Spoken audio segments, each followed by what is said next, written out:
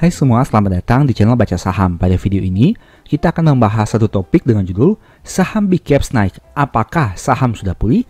Tapi seperti biasa, semua pembahasan ini bukan rekomendasi dan hanya informasi. Ingat, kerugian kamu tanggung sendiri ya. Saat video ini dibuat pada tanggal 20 Juni 2024, IHSG naik 1,37% dalam waktu sehari. Dari yang awalnya 6.700-an, naik menjadi 6.819.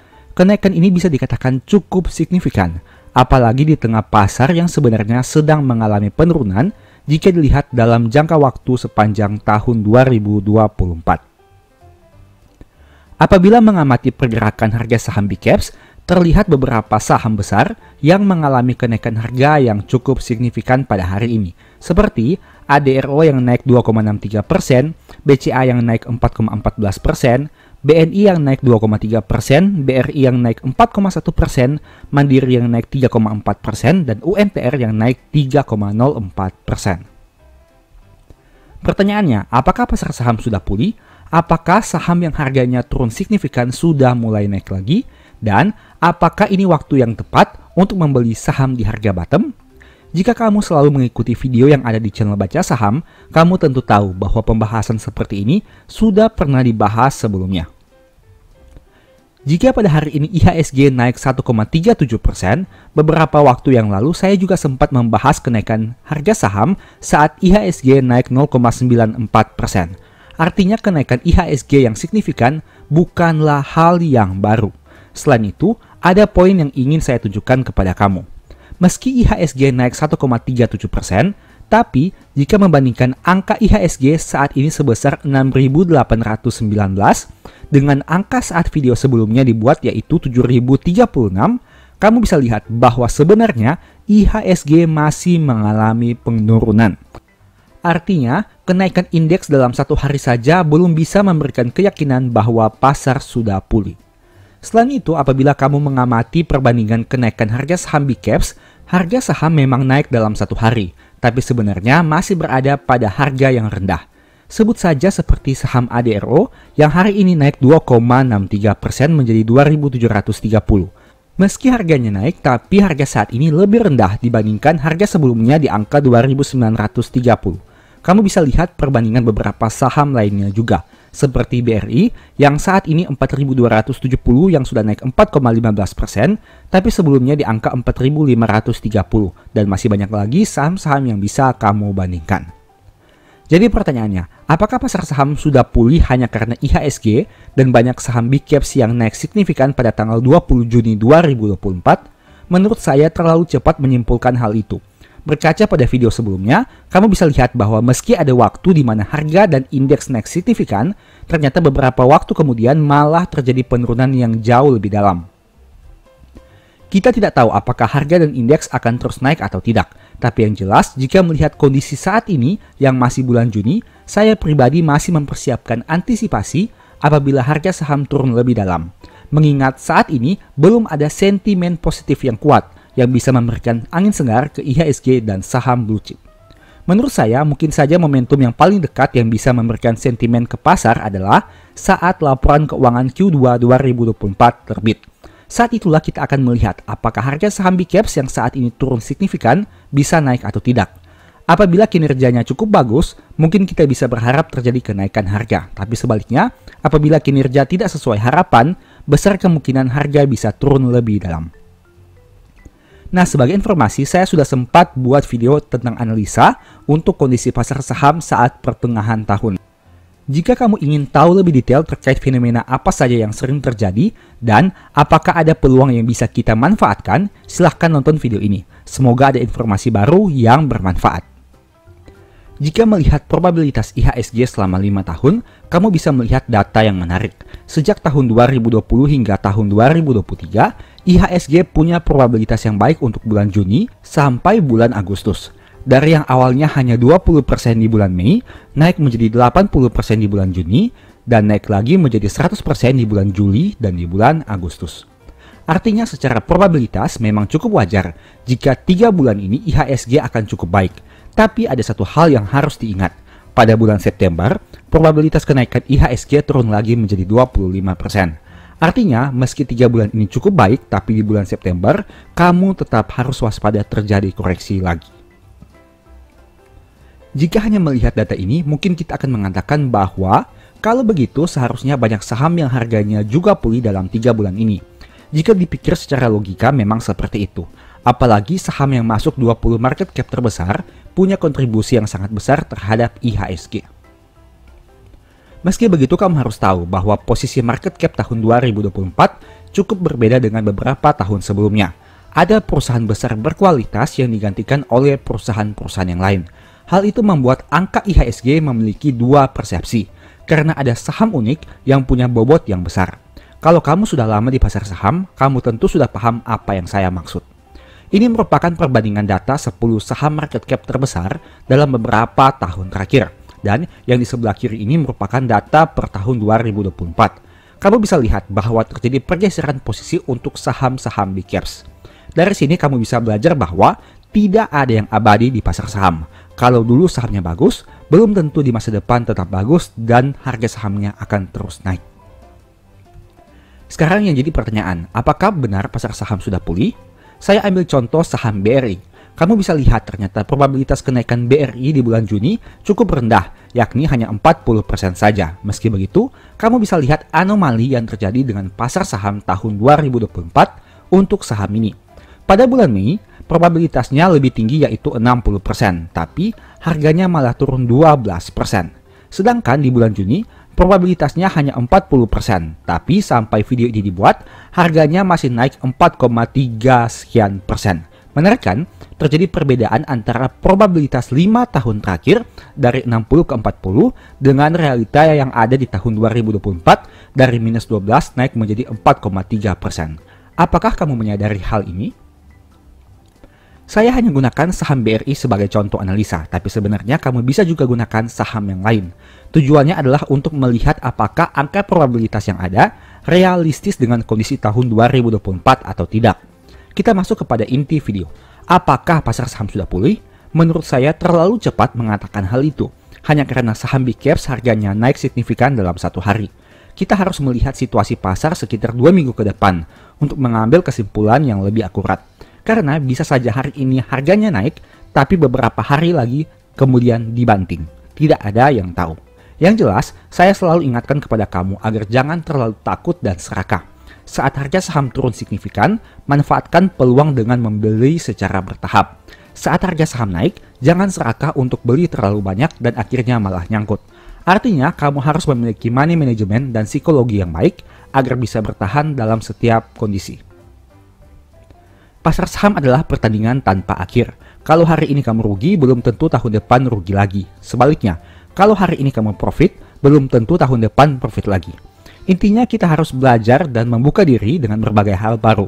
Jangan ketinggalan zaman, tapi juga jangan terlalu naif. Pertimbangkan segala sesuatu dengan rasional sambil melihat potensi resiko apa yang siap kamu hadapi. Sebagai informasi, video ini merupakan lanjutan dari video yang sudah pernah diupload sebelumnya. Agar pemahaman kamu utuh, silahkan nonton dulu videonya. Semoga bisa memberikan pemahaman baru kepada kamu. Saat video ini dibuat, beberapa saham blue chip besar, harga sahamnya sedikit mengalami peningkatan. Pertanyaannya, setelah sebelumnya harga saham turun besar-besaran, apakah ini saatnya dan sudah sewajarnya di pertengahan tahun harga sahamnya naik? Ataukah ini hanya jebakan yang nantinya akan membuat harga saham turun lebih dalam? Dan peluang apa yang bisa kita manfaatkan dari situasi di pertengahan tahun? Pertama, sell in May and go away.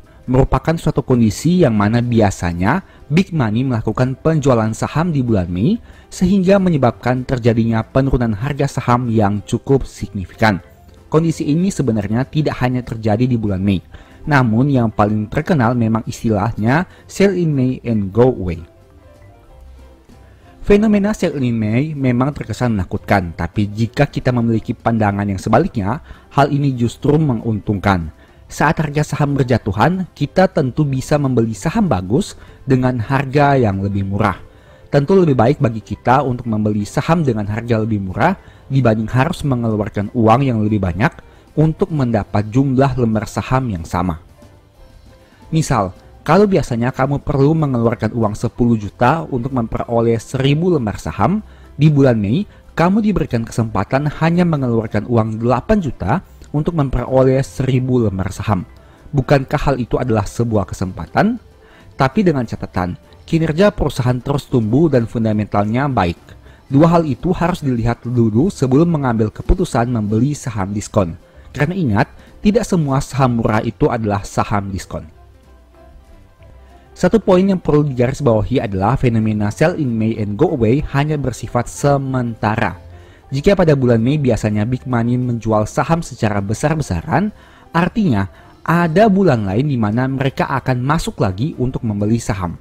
Kesempatan bagi kita sebenarnya memanfaatkan fenomena ini. Saat mereka jual, harga murah kita beli. Saat mereka beli, harga jadi tinggi, kita harus jual. Sekarang mari kita berbicara mengenai data. Gambar di samping merupakan histori kinerja IHSG dalam 10 tahun terakhir. Kamu bisa lihat bahwa di bulan Mei, ternyata probabilitas kenaikan IHSG sangat rendah, yakni hanya 30% saja. Bahkan dari 30% ini, kalaupun naik, hanya berkisar 0,79% hingga 2,56% saja. Sebaliknya, penurunan IHSG di bulan Mei lebih signifikan, di mana bisa turun dari 0,18% hingga 4,08%. Intinya, dari 10 tahun terakhir, 7 tahun selalu mengalami penurunan dan hanya 3 tahun yang mengalami peningkatan. Mari saya tunjukkan satu hal menarik lagi. Kita gunakan contoh saham BBRI saja, karena saham ini memang harganya sedang turun signifikan. Dari data probabilitas ini, kamu bisa lihat bahwa di bulan April dan Juni, saham BBRI cenderung turun. Probabilitasnya hanya 30 dan 44% saja. Tapi uniknya, BBRI lebih sering turun pada 2 bulan itu dibandingkan bulan Mei, karena bulan Mei sendiri masih punya probabilitas kenaikan 50%. Tapi dengan data ini setidaknya kamu tahu bahwa sudah menjadi hal yang wajar jika BBRI mengalami penurunan harga pada pertengahan tahun ini. Di tahun 2024 pada bulan April, harga saham BBRI turun sekitar 18%. Angka tersebut menjadi penurunan tertinggi selama 10 tahun terakhir untuk bulan April. Kamu bisa lihat bahwa sebelumnya BBRI memang sempat turun di bulan April hingga 12,4%. Tapi di bulan April tahun 2024, penurunannya hingga 18,3%. Tapi tahukah kamu, pada tahun 2020 di bulan Maret, harga saham BBRI bahkan pernah turun hingga 27%, yang mana turun lagi 9,6% di bulan April. Artinya penurunan harga saham BBRI di tahun 2024 ini sebenarnya belum sebanding dengan tahun 2020, khususnya pada bulan Maret dan bulan April. Bukankah ini bisa dikatakan menjadi sangat menarik? Dengan kinerja yang bertumbuh, harga sahamnya malah turun signifikan. Kamu tentu sudah pernah nonton video baca saham yang mana saya membandingkan kinerja di tahun 2020 ini dengan kinerja di tahun 2024, khususnya pada Q1 yang sudah mengalami kenaikan cukup signifikan. Poin kedua, waiting until November to re-enter. Jika tadi kamu sudah lihat bahwa bulan Mei biasanya big money jual saham, ternyata ada satu fenomena lagi yang biasanya terjadi, yaitu tunggu hingga bulan November untuk masuk lagi. Fenomena ini mungkin tidak seterkenal sell in May, tapi berdasarkan artikel dan riset yang ada, November bisa dikatakan sebagai salah satu bulan terbaik di saham. Artinya, biasanya harga saham cenderung mengalami peningkatan di bulan ini karena terjadi pembelian saham oleh big money. Tapi biasanya di pasar saham Indonesia, kita lebih sering mendengar istilah window dressing, di mana terjadi pada bulan Desember. Sehingga untuk pasar saham lokal, cenderung saham lebih banyak naik di bulan Desember. Ini merupakan data IHSG dalam 10 tahun terakhir. Bisa kamu lihat bahwa di bulan November probabilitas kenaikannya masih rendah, yakni hanya 33% saja. Tapi di bulan Desember mencapai 89%. Artinya dalam 9 tahun terakhir, 8 tahun mengalami peningkatan dan hanya 1 tahun saja mengalami penurunan. Bahkan penurunannya hanya 3,26% saja. Momentum ini bisa dimanfaatkan sebaik mungkin oleh pelaku pasar, asalkan mereka mengetahuinya. Dari data ini kamu bisa lihat bahwa ada kecenderungan pasar saham akan mengalami peningkatan di akhir tahun. Hal ini sudah terjadi bertahun-tahun sehingga meningkatkan probabilitasnya, setidaknya dalam 9 hingga 10 tahun terakhir. Sekarang kita bandingkan lagi dengan saham BBRI. Ternyata probabilitas saham BBRI sama dengan IHSG. Pada bulan Desember, probabilitas kenaikannya adalah 89%. Artinya, dari 9 tahun terakhir, 8 tahun mengalami peningkatan dan hanya 1 tahun saja yang mengalami penurunan. Itu pun penurunannya hanya 0,80% saja. Menariknya, pada bulan November hingga Desember, BBRI punya probabilitas kenaikan yang cukup signifikan.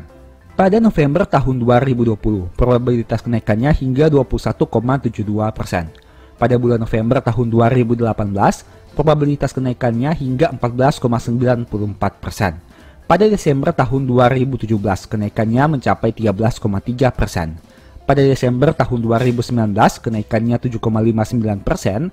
Dan pada Desember tahun 2023 barusan, kenaikannya mencapai 8,53%. Itu artinya saham BBRI ini memang cenderung lebih sering naik di akhir tahun.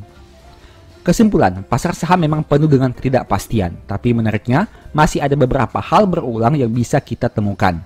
Saat menemukan beberapa kondisi tersebut, jangan panik tapi manfaatkan sebagai peluang. Kita tidak bisa menebak 100% benar, tapi dari analisa yang dilakukan, kita akan melihat bahwa pola dan fenomena yang ternyata bolak-balik di situ-situ saja. Kalau kamu menyadari hal ini, jadikan sebagai peluang. Tapi kalau kamu tidak tahu, bisa saja kamu akan mengalami kerugian. Intinya, kita tidak boleh kalah pintar dengan Mr. Market. Berusaha memanfaatkan kondisi yang terjadi untuk memperoleh profit. Tidak perlu terlalu terbawa suasana dengan kondisi pasar, melainkan gunakan hal itu sebagai peluang untuk memperoleh profit. Ingat, kalau Big Money jual saham secara signifikan, kemungkinan besar di masa depan mereka akan beli lagi saham secara signifikan. Meski banyak faktor yang mempengaruhi, tapi dengan logika sederhana ini saja, kita sebenarnya bisa memanfaatkan peluang. Apalagi jika menarik data 10 tahun terakhir, hal itu cenderung terus berulang dari waktu ke waktu. Memang tidak ada yang tahu waktu pasti kapan mereka beli dan jual. Yang bisa kita ketahui hanyalah probabilitas kemungkinannya. Untuk itulah harus dilakukan riset dan analisa sebelum memutuskan ingin beli dan jual saham. Semoga video ini bermanfaat ya.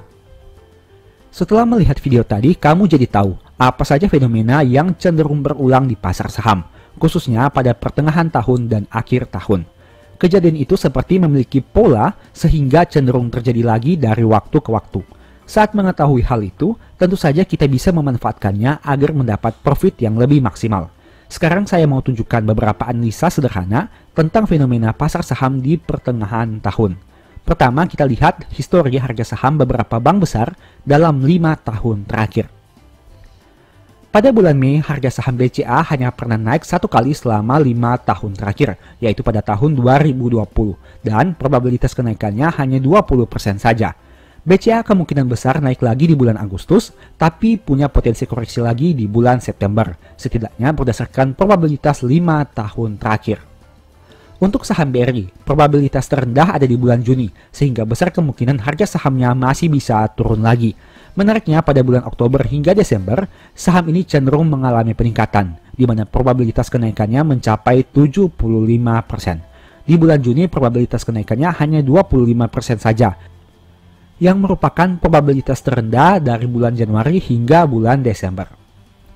Berikutnya saham BMRI. Saham ini juga sering koreksi di bulan Mei dengan probabilitas kenaikan hanya 20% saja, yang merupakan angka terendah sejak bulan Januari hingga Desember.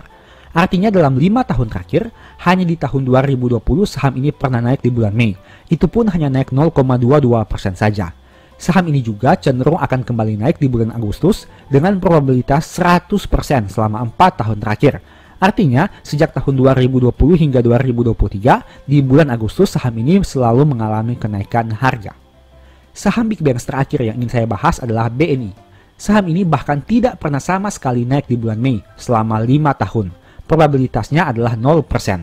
Penurunan itu cenderung berlanjut hingga bulan Juni. Dan secara probabilitas biasanya di bulan Agustus, saham BNI akan kembali mengalami peningkatan dengan probabilitas 100% selama 4 tahun ini. Setelah bahas tentang saham Big Bank, saya mau tunjukkan juga fakta menarik tentang saham Big Caps lainnya, yaitu saham ASI yang punya probabilitas kenaikan hanya 20% saja di bulan Mei. Artinya hanya pernah naik 1 kali saja selama 5 tahun terakhir. Sayangnya, secara historikal ASI tidak terlalu menarik, karena probabilitas kenaikannya hanya 20% saja secara tahunan. Berikutnya adalah saham TLKM. saham ini punya probabilitas yang sangat rendah di bulan Mei dan Juni, hanya 20% dan 0%. Probabilitas itu terjadi paling rendah selama 5 tahun terakhir. Secara tahunan, probabilitas saham TLKM juga tidak terlalu menarik karena berada pada angka 40% saja. Kemudian kita bahas saham ADRO. Saham ini juga punya probabilitas yang rendah di bulan Mei, meski tidak serendah bulan Januari. Di bulan Mei probabilitasnya 40%, tapi di bulan Januari mencapai 20% saja. Nah, menariknya, ADRO kemungkinan akan naik di bulan Juli hingga September. Selanjutnya bisa turun lagi di bulan Oktober. Di bulan Juli sampai September, probabilitas kenaikannya 50 hingga 100%, tapi di bulan Oktober turun lagi menjadi 25%. Berikutnya saham PTBA. PTBA juga punya probabilitas yang rendah di bulan Mei hingga bulan Juni, yakni hanya 40 dan 25%. Menariknya sama seperti ADRO, PTBA punya kemungkinan akan naik lagi di bulan Juli yang mencapai 100% secara probabilitas 4 tahun terakhir. Selanjutnya bisa turun lagi di bulan September hingga November. Setelah melihat beberapa data tadi, apakah kamu pernah berpikir, kenapa banyak saham yang turun di pertengahan tahun? Saya punya beberapa dugaan tentang hal itu, tentu saja selain sell in May and go away. Tentu saja ini hanya berdasarkan pendapat saya pribadi, jadi mau setuju silahkan, tidak setuju juga tidak apa-apa. Mari kita bahas sekilas. Pertama, banyak pelaku pasar modal terutama big money yang menunggu kinerja Q2 perusahaan terbit. Berdasarkan cuplikan di bawah ini, kamu bisa lihat bahwa batas pelaporan kinerja Q2 adalah akhir Juli. Dan jika dihubungkan dengan histori harga saham yang kita lihat tadi, rasanya cukup masuk akal bahwa terjadi penurunan harga di pertengahan tahun. Alasannya sederhana, karena pelaku pasar sedang menunggu update kinerja terbaru. Tidak peduli investor atau trader, semua menunggu news ini. Alasan kedua, karena musim dividen sudah lewat. Kamu tentu sudah tahu bahwa saham-saham blue chip yang rutin bagi dividen biasanya membagi dividen hingga pertengahan tahun. Nah, setelah bagi dividen, biasanya harga saham akan turun drastis. Jadi, ada hubungan yang cukup signifikan. Kenapa harga saham biasanya turun di pertengahan tahun? Di sisi lain, ada beberapa saham yang cenderung bagi dividen 2 kali setahun, di mana dividen kedua dibagi di akhir tahun. Dari contoh tadi, kamu bisa lihat bahwa mayoritas saham harganya kembali naik di akhir tahun. Mungkin saja itu juga karena ada sentimen dividen. Meski kita tahu bersama, kenaikan harga saham di akhir tahun biasanya karena sentimen window dressing. Alasan ketiga, big money take profit. Harga saham turun signifikan tentu saja karena banyak yang jualan, terutama karena big money jualan. Sebab mereka lah yang bisa membuat harga naik dan turun dengan signifikan, terutama saham blue chip. Nah, biasanya harga saham akan mengalami peningkatan hingga awal tahun. Saat harga saham sudah naik signifikan, tentu saja itu merupakan kesempatan yang bagus untuk take profit kan? Dan setelah big money take profit, sudah sewajarnya harga saham kembali turun. Logikanya sesederhana itu saja. Tapi apabila big money melakukan penjualan, akan ada waktunya mereka kembali beli. Dan saat mereka beli itulah biasanya harga saham akan naik dengan signifikan. Dengan fenomena berulang yang biasanya terjadi setiap tahun, apakah ada peluang yang bisa kita manfaatkan? Tentu saja ada. Saat harga saham turun signifikan, sebenarnya ada dua potensi keuntungan yang bisa diperoleh, yaitu potensi capital gain dan dividend yield yang lebih besar. Misalnya, jika sebelumnya kita harus mengeluarkan uang 600.000 untuk membeli satu lot saham dengan harga 6.000, saat harganya turun ke angka 4.000, berarti uang yang kita keluarkan hanya 400.000, padahal lembar saham yang kita dapatkan sama, yaitu 100 lembar. Bukankah menguntungkan jika kita bisa beli saham dengan selisih harga 200.000 untuk satu lot? Tentu saja hal ini akan terasa sangat besar apabila kamu beli saham puluhan, ratusan, bahkan ribuan lot. Di sisi lain, semakin rendah harga saham berarti yield semakin besar. Jika sebelumnya kamu hanya dapat dividen yield 4%, saat harga turun signifikan, mungkin yieldnya bisa mencapai 6-7%. Menarik kan? Asalkan kinerja perusahaan masih terus tumbuh hingga laporan keuangan terupdate, berarti ada potensi kamu terima dividen lebih banyak di tahun depan. Apalagi jika kinerjanya meningkat signifikan, berarti dividen tahun depan potensi lebih besar, padahal harga beli kamu semakin kecil. Inilah keuntungan yang bisa kamu manfaatkan. Jika nanti di masa depan harganya kembali naik, kamu tidak menyesal karena sudah dapat capital gain tambah dividen yang besar. Terlepas kamu mau tetap hold saham itu atau merealisasikan capital gain, kesempatan harga turun signifikan di pertengahan tahun ini harus dimanfaatkan sebaik mungkin. Saat harga turun, jangan takut. Asalkan kinerjanya terus tumbuh, silahkan average down secara bertahap. Jangan langsung masuk sekaligus, tapi buatlah simulasi beberapa harga, agar kamu masih punya dana untuk average down di harga yang lebih rendah.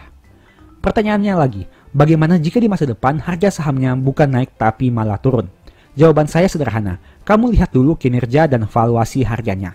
Jika kinerja terus tumbuh dan valuasi masih masuk akal, akan ada saatnya harga kembali naik. Tapi jika kinerja terus turun dan valuasinya memang sudah mahal, berarti kamu sejak awal sudah salah pilih saham dan lebih baik di cut loss kemudian diganti dengan saham yang lain. Intinya, kita tidak tahu masa depan, bisa kembali harganya naik, bisa juga kembali harganya turun lebih dalam. Begitu juga dengan kinerja keuangan. Bisa saja saat ini kinerjanya sangat baik, tapi belum tentu di masa depan akan tetap bagus. Untuk itulah penting bagi kita mempertimbangkan potensi risiko yang bisa terjadi dan terus update kinerja terkini. Tujuannya agar jangan sampai salah ambil keputusan. Kalaupun salah ambil keputusan, dampaknya tidak fatal terhadap total portofolio. Sebagai informasi, kalau kamu mau belajar strategi agar harga beli rata-rata menjadi optimal dan memanfaatkan dividen di masa depan saat harga saham turun signifikan, mungkin ebook strategi nabung saham bisa membantu. Kamu bisa lihat ringkasan pembahasan ebook pada gambar di bawah ini. Untuk info pembelian silahkan chat WA di nomor di akhir video. Demikianlah pembahasan singkat pada video ini. Selalu ingat bahwa semua saham yang disebutkan bukan rekomendasi dan hanya informasi. Segala risiko kerugian menjadi tanggung jawab kamu sendiri. Di video berikutnya ingin dibahas materi apa lagi? Tulis di kolom komentar ya. Sebagai informasi, channel YouTube Baca Saham sekarang ada dua. Yang pertama Baca Saham dan Baca Saham dari nol. Berikut ini beberapa list ebook Baca Saham. Pertama Stock for Living, Strategi Nabung Saham, The Stock Market, dan Cara Cepat Analisa Laporan Keuangan. Apabila tertarik, chat saja pada nomor WA yang ada. Sekian video ini, semoga bermanfaat. Thank you.